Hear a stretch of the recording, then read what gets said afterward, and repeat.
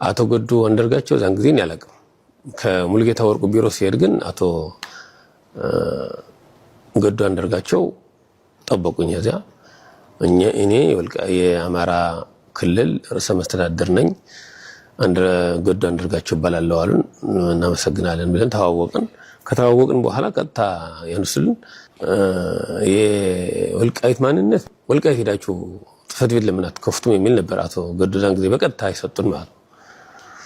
እኔ ደግሞ ቀጥታ ኮሚቴው ደነገጠ። እውነት ለመናገር የሄደ ከኔ ጋር ይሄን ከተማ የማን ነው አልኩት።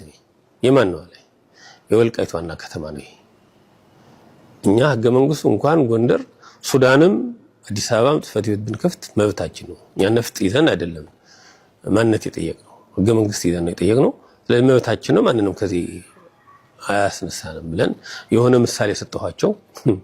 በዚህ ኋላ አቶ ገዱ በጣም ገርሟቸው ብዙ ንግግር ሳይናገሩን በቃ በሉ ከተማው ጸጥታ ተባበሩ ጨርሰናል አሉ። እኔ አሁን ብነግርህ ያንን የመሰልኩላቸው ምሳሌ ትንሽ ለሳቸውም ሚነካ ስለነበረ ለድርጊታቸውም እኛ መክሰስ የሚገባን የነበረ እኮ ለብአዴን ነበረ። ብአዴን ግን ወልቃይትን ሽጣችሁታል፣ እንዴት እንደሸጣችሁ ባናቅም ግን ከናንተ ጋር ብንካሰስ ምን ታረጋለህ? እናንተ ህወሓት ነው የሚልካችሁ። እኛ ለዋናው ለህወሓት በከሰስን ማገዝ ሲገባችሁ እንዴት ከጎንደር ነው ውጡ ትሉናላችሁ?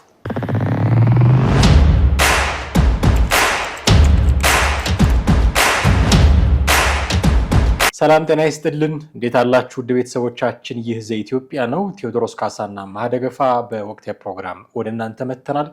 የዛሬው ፕሮግራማችን የሚያተኩረው ትላንት ሐምሌ 5 ቀን የተከበረውን የወልቃይትን የማስመለስ ወይ ደግሞ እንዲህ አማራ ትግል የተከታተለበት ቀን ነው በሚል በተለይ ይሄ በወልቃይት በረሳሽ ቀኝ የተረሳኝ የሚሉ መፈክሮች እንደ አዲስ የጎመሩበት ቀን ነው በሚል ሲከበር ነበረ የሐምሌ 5 እና ይሄንን አስመልክቶ በወቅት የነበረውን ነገር ዋናው ሰው ኮሎኔል ደመቀ ዘውዱ እንዲያጋሩ በታሪክም በምንም መልክ ተሰንዶ እንዲቆይ እንዲያጋሩ ቃለ መጠይቅ ተደርጎላቸው ነበረ። እዛ ቃለ ምልልስ ላይ ያነሷቸው አንድ ሁለት በጣም ኮርኳሪ ሀሳቦች አሉ።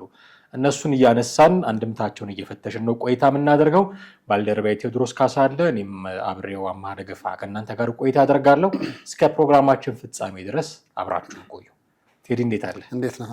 እንኳን አደረሳችሁ ይባላል ለሐምሌ 5። ያው ለወልቃይት ታጋዮች ይሁን መታሰቢያውም እንኳን አደረሳችሁ። ፋኖ ያገናኘዋል። ወልቃይትን ሚዲያም የኛ የአማራ ነው የሚሉ አሉ፣ ከቲፒኤልኤፍም ጋር እንሰራለን የሚሉ አሉ። አሁን የትኛው እንኳን አደረሳችሁ የምትለው አንተ? የጎንደር ፋኖ ሜቢ አዎ የጎንደር ፋኖ እንደው ካነሳን አይቀር የኮሎኔል ደመቀ ዘውዱን ጉዳይ ግን የጎንደር ፋኖ ሳይገነጠል አይቀርም ከአፋብን። አንድ መግለጫ እያየው ነበረ። ሜቢ ልናነሳው ከቻልን ይህንን ሁሉ ሂደት አልፎ የታሪክ ስራ ልጆች የታሪክ ሰሪ ልጆች ነን እና በታሪኳ ዕለት ሐምሌ 5 ቀን 2018 ዓ.ም በታሪካዊቷ ቦታ በአካል ተገኝተን የጎንደርን ክብር የሚመጥን የአማራን ትግል አንድ ደረጃ የሚያራምድ በገዢው ጭቆና ስር ለሚገኘው የኢትዮጵያ ሕዝብ ደግሞ ተስፋ የሚያጭር ጠላትን በእጅጉ የሚያስተነብር ታሪካዊ አንድነት ተፈጥሯል ይላል። የጎንደር ፋኖ አንድነት ፈጥር ያለው እያለ ነው። አንድነቱ በአማራ ክልል ደረጃ አፋብን ተብሎ የተመሰረተ እንደነበረ እናውቃለን። እና እንደዚህ አይነት መግለጫ ሳይ ፋኖ ለሁለት ተከፈለ እንደ የሚል ጥያቄ ነው ወዲያ መጣበኝና ሐምሌ 5 ፋኖን ከፈረችው። እርግጥ ነው አሁን እንደዚህ ያሉ መግለጫዎች ሲወጡ ታርጌት ልታደርግ የምትችለው ልታስብ የምትችለው አንድና አንድ ነገር ቢኖር እሱን ነው። አንድነት ምስረታማ ቢሆን እኮ አንደኛ ከዚህ በፊትም አንድ እንደነበር አፋብን ተብሎ ተመስርቶ ሌላ መግለጫ አይጠብቅም፣ ሌላ መግለጫ አንጠብቅም። ሁለተኛ ደግሞ አንተ ከአንድነት ወጥተህ እንዴት ነው አንድነት ብለህ ደግሞ መልሰህ የምትመሰርተው? እርስ በርሱ የሚጣረስ ነገር አለው። ስለዚህ እንደዚህ አይነት ነገር ላይ ነገሮች ግራ የሚያጋቡ ነገር የሚመስሉ አሉ። ነገር ግን ግራ የሚያጋቡ የሚመስሉ ነገሮችን ለምሳሌ የጎንደሩም ፋኖ ከጎጃሙ ጋር መለያየቱን የሚያሳዩ አንዱ ነገር ምንድን ነው? ከህወሓት ጋር ለመስራት ዲል ያደርጉ አሉ። ከህወሓት ጋር ለመስራት ሰይጣንም ይሁን እንዳለው ማለት ነው ጌታቸው ሰይጣንም ቢሆን እንሰራለን አይነት ነገር ብለው የተነሱ አሉ እንዳለው የወልቃይት ጉዳይ ይገዳቸዋል የጎንደሮቹን የጎጃሙ ደግሞ ብዙም የማይገዳው አይነት ነገርና ያን ያህል ብዙም የማይጨነቅበት ወይም እንደ ሁለተኛ እንደ ሶስተኛ ኢሹ ሐሳብ አጀንዳ አድርጎ የሚያስበው ስላለ በቀጥታ ስታየው መከፋፈሉ ምንም ፍለፊት የሚያሳይ በብዙ ነገሮች እኮ ይመሳሰላሉ። እነዚህን ሁለት የጎጃምንና የጎንደርን ፋኖ የለያቸው ወልቃይትና ከቲፒኤልኤፍ ጋር መስራት ነው። ይህን ሁለቱን ጉዳይ አቻችሎ እንዴት መሄድ እንደከበዳቸው አላውቅም። በየጊዜው የህልውና ጉዳይ ነው የሚሉት እኮ እነሱ ነው። ይሄ ነገር ከህወሓት ጋር መስራቱም የህልውና አደጋ ያመጣል። እንደገና ደግሞ የወልቃይት ጉዳይ ደግሞ የህልውናችን ጉዳይ ነው አይነት ነገር እሳቤ ነው ያለው። ስለዚህ ምንም ማድረግ አትችልም። አንደኛ። ሁለተኛ ኮሎኔል ደመቀም እንግዲህ የጎንደሩ ፋኖም ይደግፈዋል። በነገራችን ላይ ማለት ተቃውሞ የለውም። ለምን የጎንደሩ ፋኖ ለብቻው ወልቃይትን እንደደመቀ ሊያቆይ አይችልም ነበር። ምንም ጥያቄ የለውም። ምናልባት ማስተዳደር ጀምሮ እየፎከረ ሊቆይ ይችል ይሆናል። ከዛ በዘለለ ግን ምንም ነገር ሊያደርገው አይችልም። የኮሎኔል ደመቀን ያክል ዲፕሎማሲ ቋንቋ ተጠቅመህ እንደገና ሚዛኑን ጠብቀህ ከመንግስትም ሳትጣላ፣ ከፋኖም ሳትጣላ፣ ከህዝብም ሳትጣላ ከሌሎችም ጋር ከህወሓት ጋር በስተቀር ማለት ነው ከሱ ውጪ ያሉትን ሚዛን አስጠብቆ እየሄደ ያለ ሰውዬ ነው እኔ እንደሚገባኝና አይ ቲንክ እሱ በእነሱ ሚዛን ከዛም የተሻለ ቦታ ይሰጡታል ብዬ አስባለሁ። በአንድ ወቅት ግን ከመንግስት ጋር ተጣልተው ነበረ ኮሎኔል ደመቀ ዘውዱ በወቅቱ የአማራ ክልል ርዕሰ መስተዳድር ከነበሩት ከገዱ አንዳርጋቸው ጋር። አቶ ገዱ አሁን በምን ሁኔታ ላይ እንዳሉ እናውቃለን። ውጭ ሀገር ናቸው፣ የመንግስት ተቋሚ ናቸው፣ ፕሮ ፋኖ ናቸው። የፋኖን ትግል በዲፕሎማሲው ወይ ደግሞ ፖለቲካሊም ሊድ ማድረግ ይፈልጋሉ፣ የራሳቸውን ፋኖ ያዋቅራሉ የሚል በተለይ የወሎ አካባቢ ያለውን ፋኖ መምራት ይፈልጋሉ የሚሉ ስሞታዎች በአብዛኛው ይቀርብባቸዋል። እሱ ሌላ ጉዳይ ነው እና እሳቸው ርዕሰ መስተዳድር በነበሩበት ጊዜ ቢሮቸው ተጠርቼ ነበረ። እዛ ሄጄ ለምንድነው ከጎንደር ከተማ ማትወጡት ተባልን። እዛ ወልቃይት ሄዳችሁ ጽሕፈት ቤት ክፈቱ ተባልን ብለው ሲያነሱ ነበረ ኮሎኔል ደመቀ ዘውዱ። ከአቶ ገዱ ጋር ስለነበራቸው ግንኙነት ትንሽ ብናነሳ ብዬ። አዎ እኔም የነበረውን ሁኔታ ቃለ ምልልሱን እያየሁኝ ነበረና እንደውም እነሱ ናቸው በቃ ውይይታችን ራሱ ረጅም ሰዓት አልነበረም ነው የሚለው። ውይይታችን ረጅም አልነበረም። በቃ በአጭሩ ግን ሂዱና ክፈቱ፣ የሚያስፈልገውን ነገር ደግሞ እኛ እናግዛችኋለን።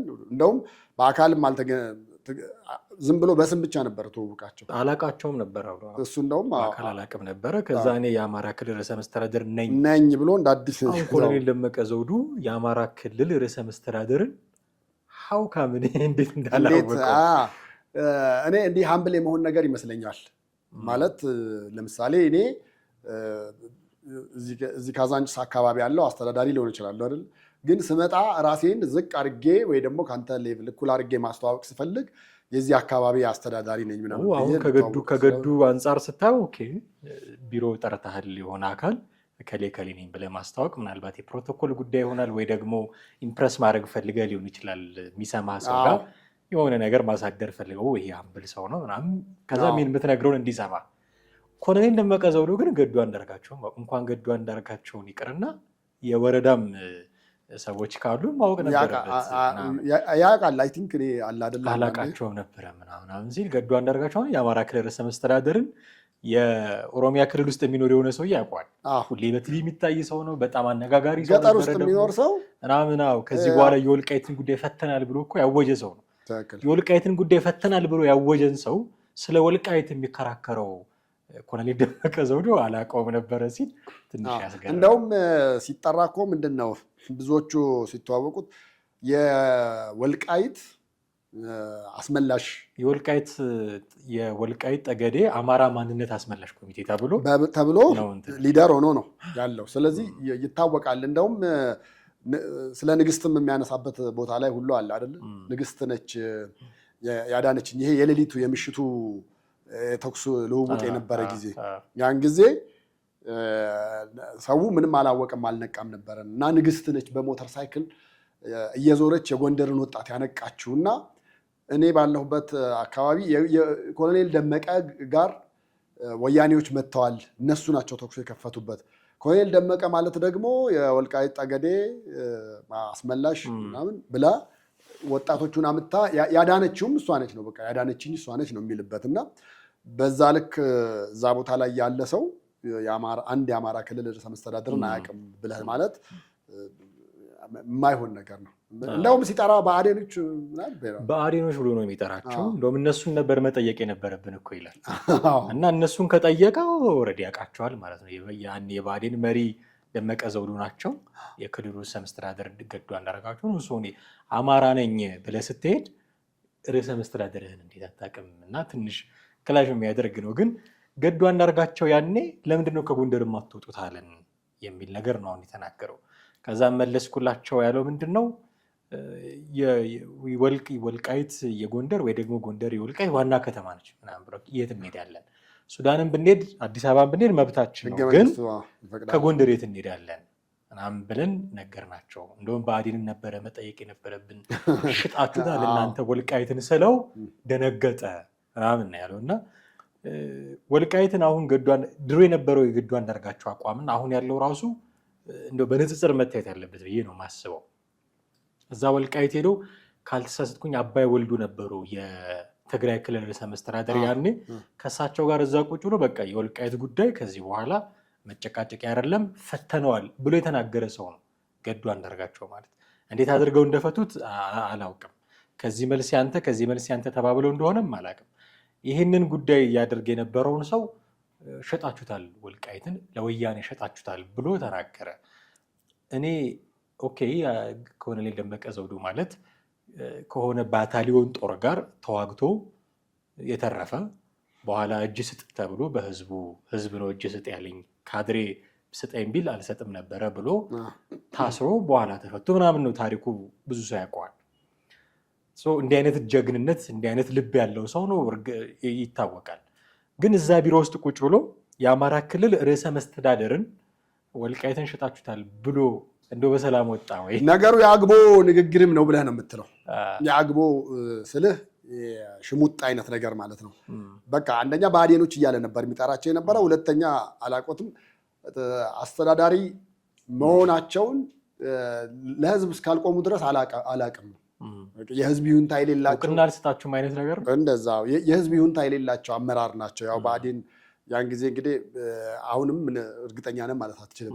ጀስት ለሲምቦል የተቀመጠ መንግስት ያስቀመጠው ህወሓት ያስቀመጠው ምናምን ነገር የሚባል ነገር ስለነበረ ህዝቡ በእርግጥ እንዴ ለአመራሮች እኮ የማይገዛ አካባቢ ህዝብ ነው አይደለም። እዛ ጎጃም ባህር ዳር ውስጥ ምናምን ብትሄድ እኛ ምን ገርሞናል መሰለ፣ በጣም በቀላሉ የኮቪድ ጊዜ ሄደን እና ታስታውስ እንደሆነ ኮቪድ ሁሉም ሰው ማስክ ይጠቀም ተብሎ ነበር እና ያን ጊዜ የነበሩት አመራሮች እየዞሩ ማስክ አድርጉ ምናምን ማለት ጀመሩ። ማስክ አድርጉ ሲል የአመራሩን ትዕዛዝ ተግባራዊ ላለማድረግ አናረግም ብለው በባዶ ነበር የሚሄዱት። የራስ ጉዳይ ነው፣ የጤና ጉዳይ ነው። ባለማድረግ የምትጎዳው ራስ ነው። ግን ተቃራኒ ለመሆን ከነሱ ወይ ደግሞ የእነሱን ትዕዛዝ አላከብርም ለማለት አያደርጉም ነበረ። በወታደር አድርጉ እየተባለ ሲባል ራሱ ወታደሩ ላይ ሌላ ጥቃት ማምጣት ጀምረው ነበር። ከዛ ትቶህ ደግሞ መንገድ ላይ ደግሞ አድርጎ የሚሄድ ሰው ከተገኘ በተለይ ቀበሌ 7 የሚባለው አካባቢ አስታውሳለሁ፣ አግኝተው አስወልቀው ጨርቁን ያቃጥሉት ነበረ። እንደ ካድሬ ነበር የምትታየው ማድረግ። ለምን? አመራሮቹ ስላመጡት ነው። እና ያን ያክል ነው ህዝቡ ጋርና የክልሉ ርዕሰ መስተዳድሮች ጋር የነበረው ክፍተትም ልዩነትም ነበር እና ከዛ አንጻር አላቀውም የሚለው ነገር የአግቦ ንግግር ሆኖ ግን ደግሞ በቃ እወቁት አይነት ነገር ነው። ሪኮግኒሽን አለመስጠት ነው፣ እውቅና አለመስጠት። ከዛ ጋር ነው የሚያያዘው። እንደው ካነሳ ነው አይቀር የሚቀጥለውን የኮሎኔል ደመቀ ዘውዱ አንድ አስገራሚ ንግግር ከማንሳታችን በፊት ገዱ አንዳርጋቸው ፖለቲካሊ ያን የነበረውና አሁን ያለው አቋም ኦኬ፣ ያኔ ለምን ከጎንደር አትወጡም ወልቃይት ሄዳችሁ ለምን ጽሕፈት ቤት አትከፍቱም አላቸው ማለት በኮሎኔል ደመቀ ዘውዱ አተረጓጉም እናንተ ወልቃይትን ስለሸጣችሁ ብዙ አይደንቀንም፣ አይገዳችሁም የዚህ ጉዳይ ነው። አሁን ስለ ወልቃይት ምንድን ነው የሚያስበው ማለት እንችላለን? አሁን ገዱ አንዳርጋቸው መቼም የፋኖ ደጋፊ ነው በብዛት እንደዛ ሲናገርም ምንም ሲል ከንግግሮቹ የምንረዳው እሱን ነው። የፋኖ ደጋፊ አይነት ሰው ነው። ፋኖ ደግሞ ቅድመ መግቢያችን ላይ እንዳልነው የወልቃይት ጉዳይ በጣም የሚገደውም አለ፣ ደግሞ እንደ ተራ ጉዳይ የሚያዩም አለ። ለዛ ነው የጎንደሮቹ የጎጃሞቹ የሚል ክፍፍል የመጣው። በእርግጥ እሱ የወሎ ሰው ቢሆንም የትኛውን አቋም የሚመርጥ ይመስላል? እንደ ድሮ የወልቃይትን ጉዳይ ቀለል አድርጎ የሚያይ ባለስልጣን እንደነበረበት ጊዜ ሸጣችሁታል እንደተባለው እንደዛ ነው ወይንስ ደግሞ ከጎንደር ፋኖች ጋር የሚያበር አቋም ነው ሊኖረው የሚችለው? ሁለቱ ምንድን ነው ልዩነቱ? ምን ልጠይቅህና ወልቃይትን ለወልቃይት ትኩረት አለመስጠት እና ወልቃይትን ደግሞ የአማራ ማንነት አስመላሽ ኮሚቴንም ይሁን ራሱ ወልቃይትንም አማራ ነው ብሎ መደገፍ በጣም የተለያዩ ነገሮች ናቸው። በአማራው ዘንድ ራሱ የተለያየ ስም ነው የሚያሰጥህ። ወልቃይት የአማራ ነው ካልክ ሜቢ እንደ ጀግናም ልትወሰድ ትችላለህ። አይ እንደው ምናምን ብለህ የምትለሳለስ ከሆነ ደግሞ ይሄ የወያኔ ፈረስ ነው፣ ወያኔ የሚጋልበው ያንን ጭቆና ሊያመጣብን የሚል ሰው ነው የሚል ስም ነው የሚሰጥህ። ይሄ ስም የሚሰጥህ ሜቢ ከህዝቡ ነው የሚሆነው። ሚዲያ ላይ ግን ያሉት አሁን አየሩን የተቆጣጠሩት የፋኖ ደጋፊዎች ሁሉም ማለት በሚቻል ከጥቂቶቹ በስተቀር አይ ቲንክ ቀለብ ስዩምና ጓደኛዋን ከዚህ ትንሽ ፈንገጥ ያሉ ናቸው። እንደውም እነሱ እነ ዘመነ ካሴን በንግግር ሲያጠቁ ነው የምታየው። የሚበዙት ግን ዘመነ ካሴ ወይ ሞት ያሉ ናቸው። እና ስለ ወልቃይት ሲነሳ አሁን ለምሳሌ አንድ ጥሩ ምሳሌ ምናልባት ከተመቸው ኤዲተራችን ያስገባልናል። አንድ የሀብታሙ አያሌው ንግግር አለ።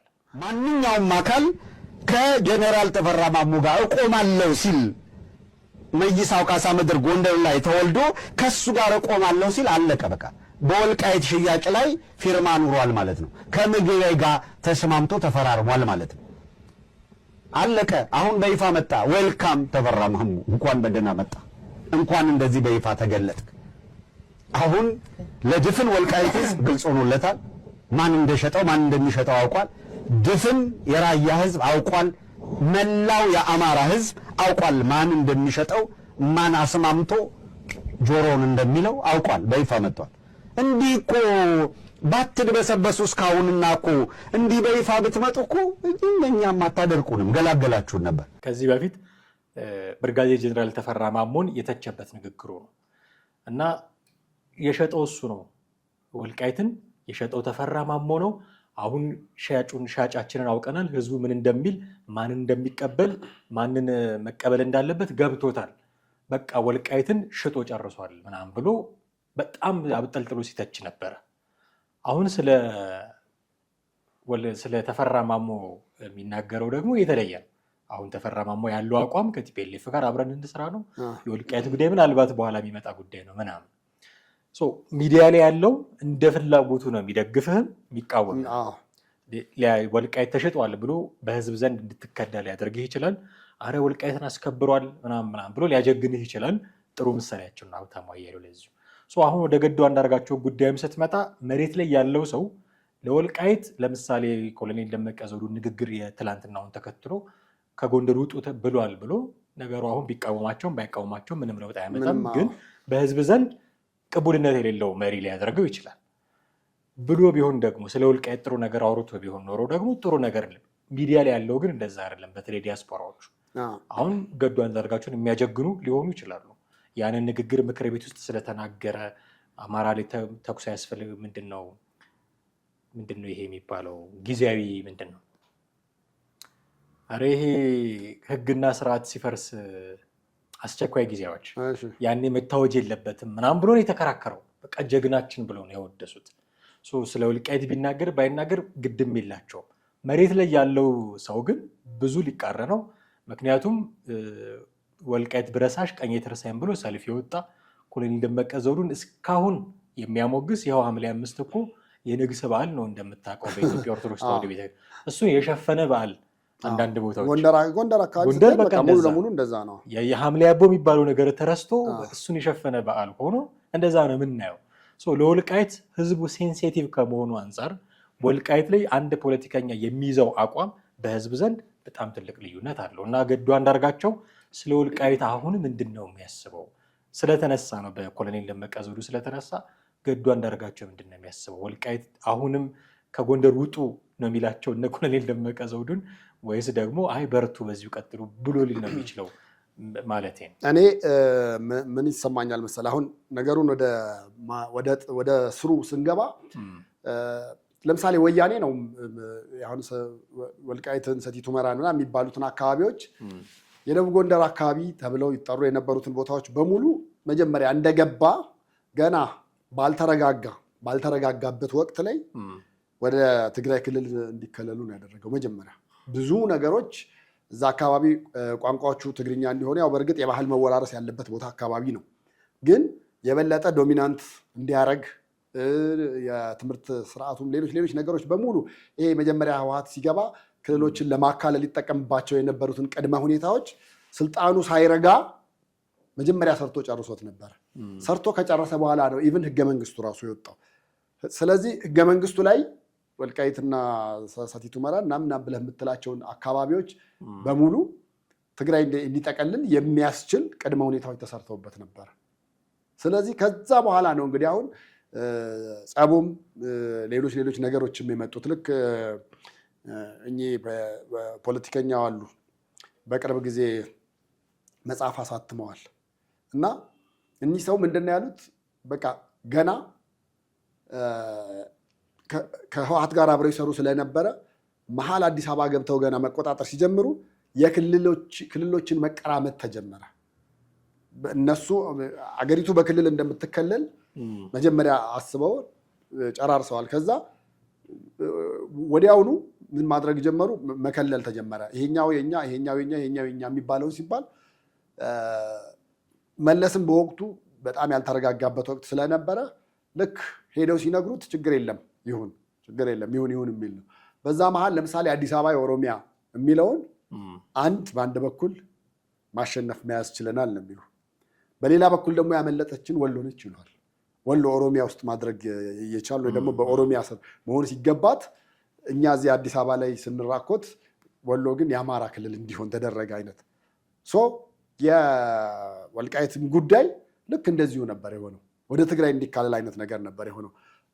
አሁን ከዛ በኋላ ተነስቶ እንግዲህ አሁን ጀነራል ተፈራ ማሞን ሀብታሙ የሚወቅስበትንም ጉዳይ ያነሳኸው ተሸጠዋል። መጀመሪያ የህገ መንግስቱ ድጋፍ እንዲኖርበት ተደርጎ ተሰርቶ ከዛ በኋላ በህገ መንግስቱም ወደዛ ሄዶ እኮ ከዛ በግድ ሐምሌ 5 በግድ የተመለሰበት ጊዜ እኮ ነው። በቃ ይሄ ምንም የዛሬ 8 ዓመት በኃይለኛ ጦረኛ ሆነው እነ ኮሎኔል መኮንን ያስመለሱት በዛ አጋጣሚ ነው እንጂ እስከዛ ድረስ እኮ የታወቀ ነው።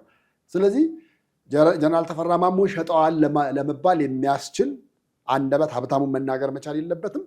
እሳቸውም ሸጠውታል የሚባልበት አይነት ነገር መጀመሪያም ገና ሲመጣ ፖለቲካሊ ውሳኔዎች የወሰደው በቃ የፖለቲካል ዲሲሽን የነበረበት ነው። እዛ አካባቢ የነበሩት በሙሉ እኮ ፖሊሶች፣ የፖሊስ ኃይል ብትል፣ ልዩ ኃይል ብትል፣ ፌዴራል ፖሊስ ብዙዎቹ ፌዴራል ፖሊስ ከዚህ ከመሀል ከተማ የሄዱት ወይ ደግሞ ከሌላም ክልል የመጡ ቢኖሩም የክልሉ ፖሊስ ግን የትግራይ ፖሊስ ነበረ እዛ የነበረው የሚያስተዳድረው። በቃ አስበው እንግዲህ አንድ ከተማ ውስጥ ሆነ የጎንደር ግዛት ውስጥ ያለበት ሆነ በመሳሪያ ተፋጣ የነበረበት ነበር። በኋላ ኮሚቴ መቋቋሙ አስመላሽ ተብለው እነ ኮሎኔል ደመቀ መግባታቸው ነገሩን የበለጠ እነኚህ ሰዎች በግድ ሊያስመልሱ ነው ተባለ። ዳያስፖራው እኮ ሙሉ ለሙሉ እምነቱ በተለይ የጎንደር አካባቢ ያለው በሙሉ የወልቃይት ጉዳይ ምንም ከእጅህና ከየትኛው ሰውነት ክፍልህን አንተ ገንጥለህ ይሰጥ ይባል ለማን ትሰጣለህ? ለማን ልትሰጥ አትችልም።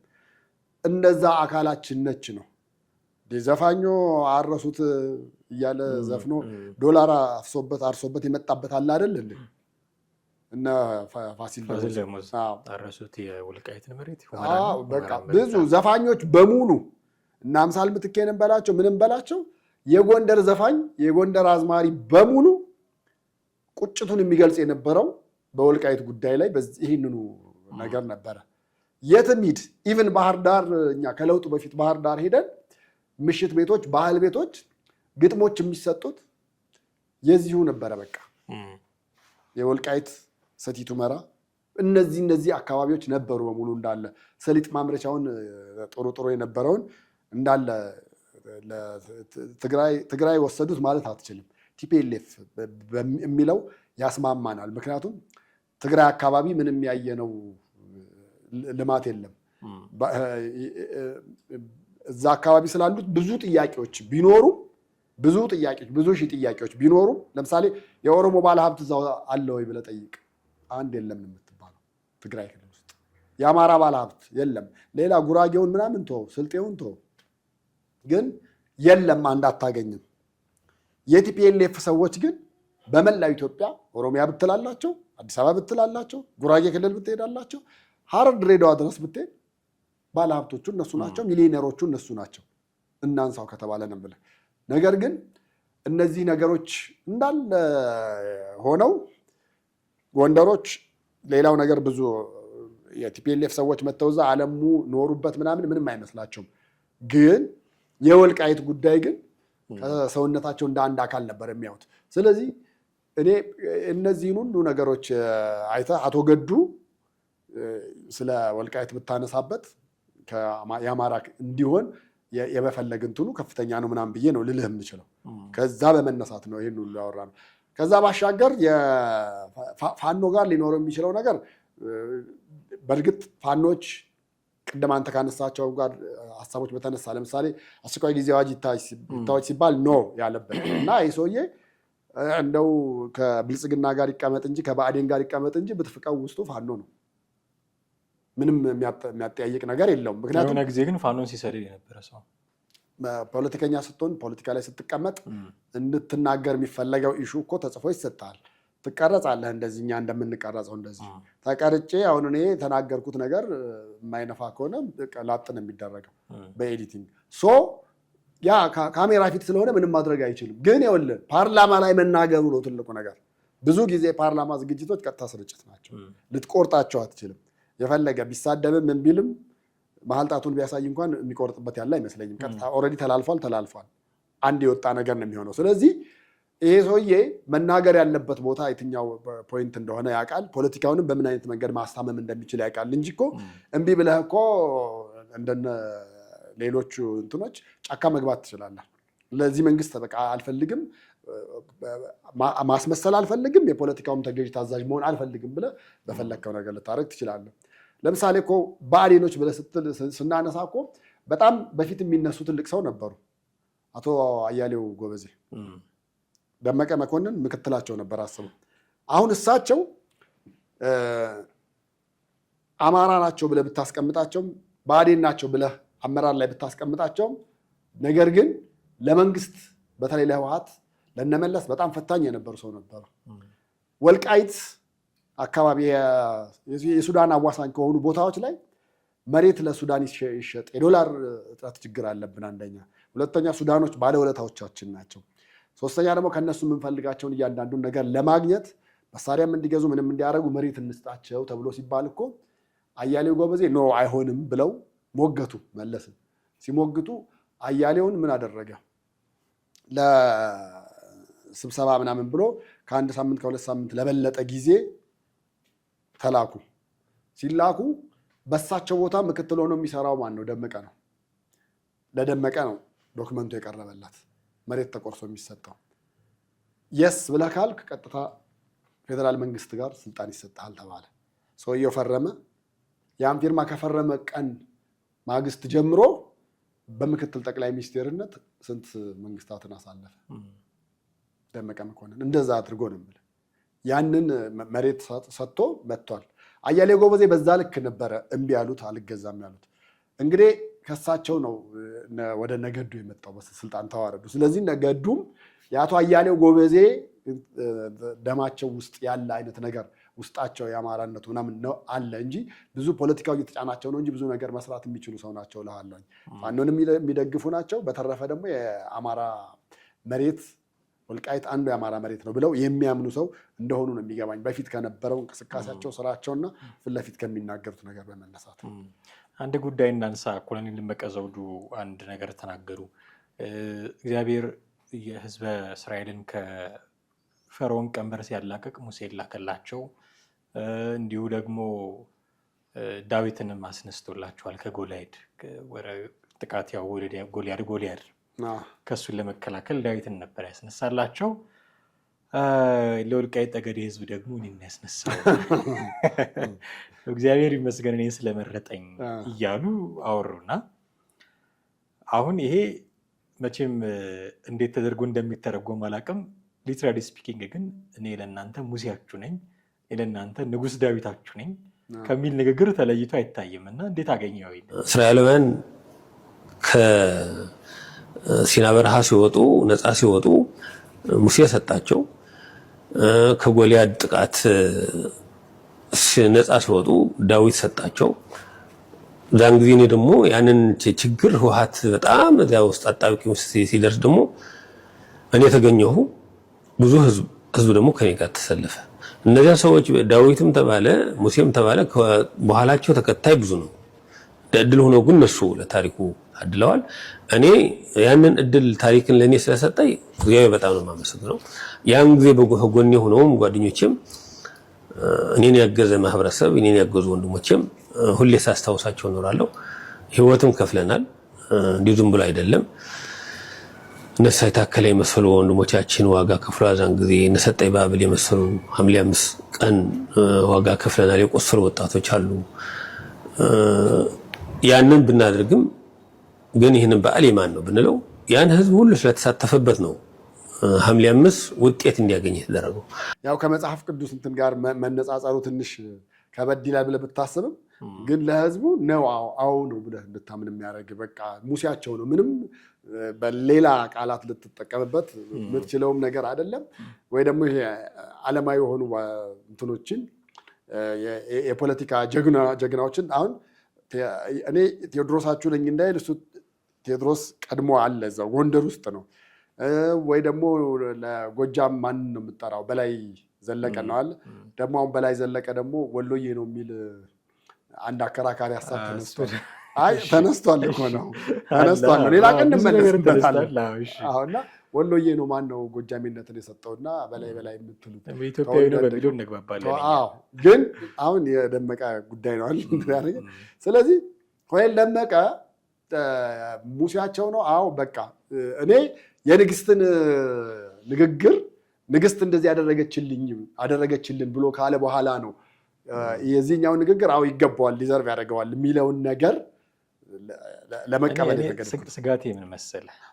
ዛሬ ሙሴያችሁ ነኝ ያለ ሰው፣ ዛሬ ንጉስ ዳዊታችሁ ነኝ ያለ ሰው ሊትራሊ እኮ እያለ ያለው ወልቃይት የአማራ እንድትሆን እግዚአብሔር መረጠኝ ነው ያለው።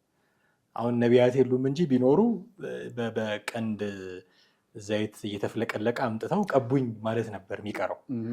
እንዲህ ያለ ሰው ነገ ከነገ ወዲያ ኮሎኔል ደመቀ ዘውዱ ጥፋት ስላጠፋ ከወልቃይት አስመላሽ ማንነት ኮሚቴም ከዚህ ከጸጥታ ዘርፍ ኃላፊውም ከምክትል አስተዳደሩም ዞር ይበልልንም ቢሉ ሙሴያችሁ እኮ ነኝ ዞር አይደለም የሚል መታበይ ውስጥ እንዳይገቡ ይሰጋሉ። ግን ከጠቅላይ ሚኒስቴሩ ምንድን ነው የተለየው? ለምሳሌ ጠቅላይ ሚኒስቴሩ በስተት ይታረማል። አሁን ጠቅላይ ሚኒስትሩ 7ኛ ንጉስ ነኝ ብለው ተናግረዋል። እናቴ ንጉስ ነህ እያለችኝ ነው ያደኩት አድገዋል። ጋዜጣ ላይ መጽሔት ላይ ደግሞ እሳቸው እኔ አሁን ባልም ሙሴ ተብለው ተጽፎላቸው ልክ ነውም አይደለምም ተጭበርብሯል አልተጭበረበረ የሚባል ባይባልም በምርጫ ነው ግን ስቲል ያሉት አይደል? ምርጫ እኔ እናንተ ሳንሆን የአብንና የኢዜማ ሰዎች እጹብ ድንቅ ባሉት ምርጫ ነው ቁጭ ያሉት። እናቴ ንጉስ ነኝ ስላለች ምርጫ አያስፈልግም እኔ ንጉሳችሁ ብሎ አልተቀመጡም። ለይስሙላ እንደነበርኩ ተነግሮኛል ነው። ለምንም አሁን ይሄ እናቴ ብላኛለች። ራእዬ መሪ መሆን ነው የምፈልገው። ያንን ያሳደረችብኝ እናቴ ናት። ንጉስ ትሆናለህ፣ 7ኛ ንጉስ ትሆናለህ። ማን መሪ መሆን የማይፈልጋለህ? መሆን ትፈልጋለህ? አማ በልጅነት አሁን ችግሩ ምንድን ነው? ንጉስ ስለተባልኩኝ ሳትመርጡኝ ምን ሳልል እናንተ ላይ ነግሽ ይኖራለሁ ብለው አያውቁም። እንደውም አሁን ምንድነው የአስተዳደር ዘመን ከሁለት በላይ እንዳይሆን የሚል በምክክር ኮሚሽኑም አቀርበናል አሉ ምክር።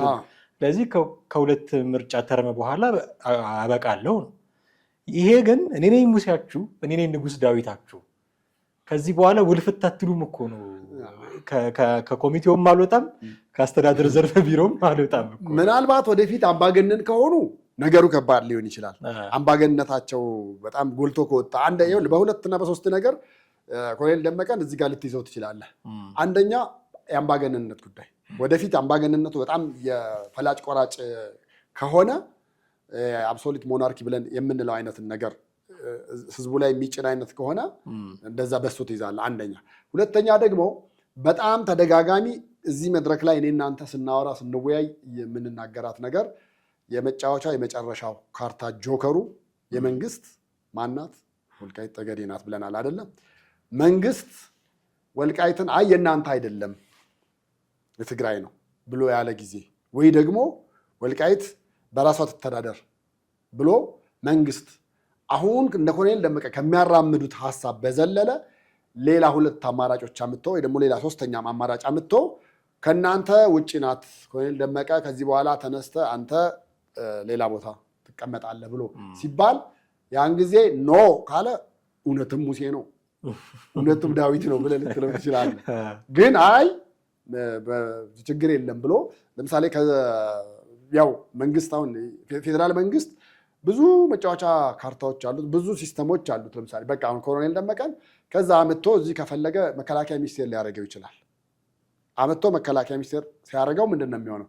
ወልቃይት ላይ በሱ ልክ ደሙን የሚሰጥ አለ ወይ? በሱ ልክ ስትሮንግ ሆኖ ያን አካባቢ የሚመራ ሰው አለ ወይ ብለህ ልትል ትችላለህ። ያን ጊዜ የመሸርሸር ነገር ሊኖር ይችላል። ሜቢ ደግሞ ስም የሌላቸው አሉ እዛ ስም እኛም ማናቃቸው የአካባቢው ሰው ግን ያጀገናቸው ወይ ደግሞ ለወልቃይት በጣም ጥሩ ተሟጋች የሆኑ ሰዎች አማሃና ቴዲ የማያውቋቸው ይኖራሉ አይደል? እነሱንም አንስታ አማራ ክልል የሆነ ቦታ ወይ ደግሞ ወደ ፌደራል መንግስት አምጥተህ የሆነች ቦታ ብትሰጣቸው ያ ቦታ ጸዳ ማለት ነው። ከዛ በኋላ ከፈለክ ለህወሓት ልትሸልመው ትችላለህ።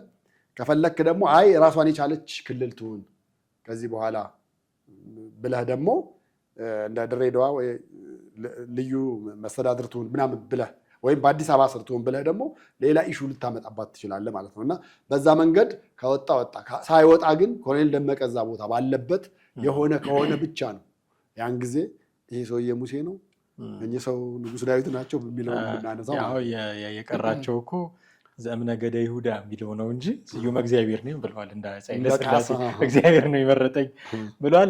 ለማንኛውም ግን እንዲህ አይነት አስነጋጋሪ ነገሮችን የተናገሩበትን ቃለ ምልልስ ትላንት ተከታትለናል። ሐምሌ 5ን መነሻ አድርገን በርካታ ነገሮችን ያነሳን ይመስለኛል። እጅግ አድርጌ አመሰግናለሁ ቴዲ።